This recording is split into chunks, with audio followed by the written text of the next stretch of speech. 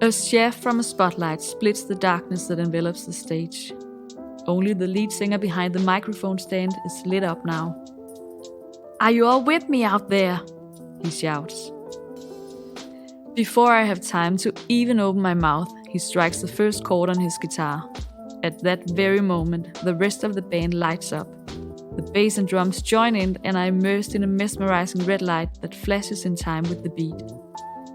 My view of the stage is perfect, and the music soaks into my skin and fills my body with a lightness that I haven't felt for a long time. The notes are lightening the load that always weighs me down.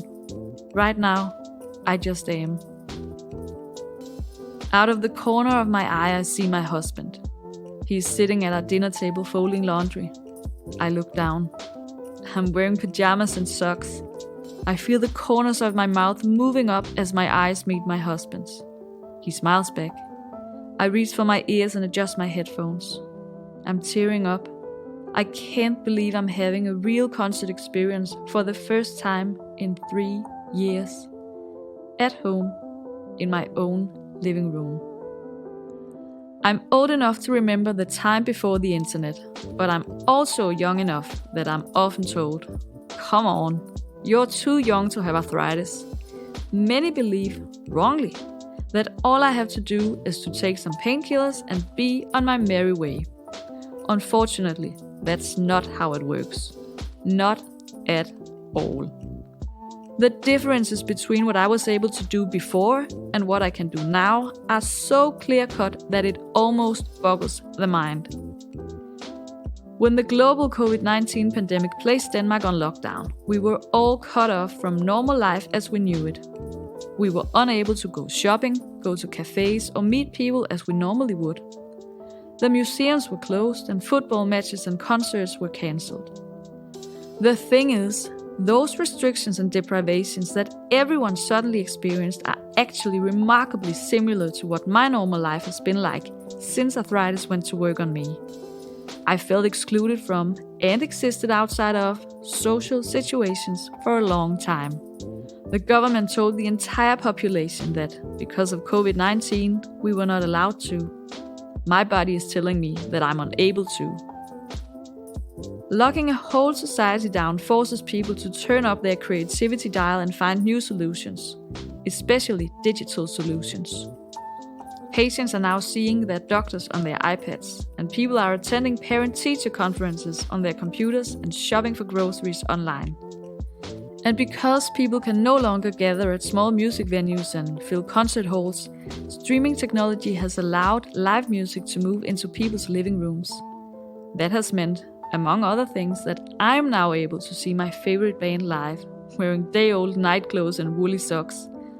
I no longer have to worry about how to get there, whether I would have the stamina to remain on my feet, or the aches I would have to deal with the following day.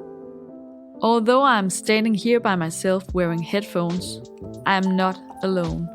There are other concert goers watching with me, alongside me. And that's the essential part. I no longer feel alone.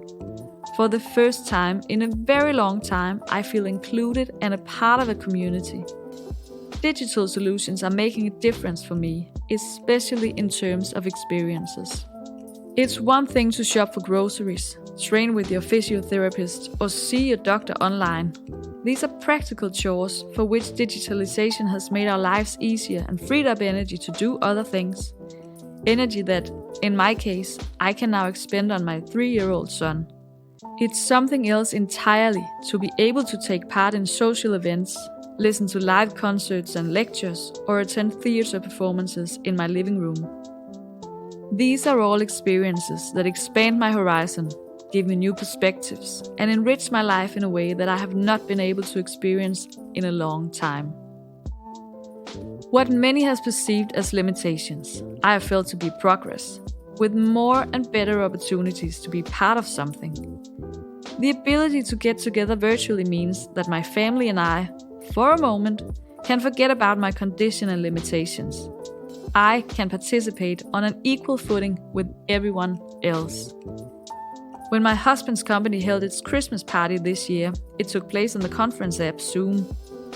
We were sent a big bag of Christmas trees, various materials for making decorations, and a present for our boy. All employees were sent a goodie bag. For the first time in 3 years, I was able to participate because it took place at home. I could relax on a sofa during the festivities, and we celebrated together as a family.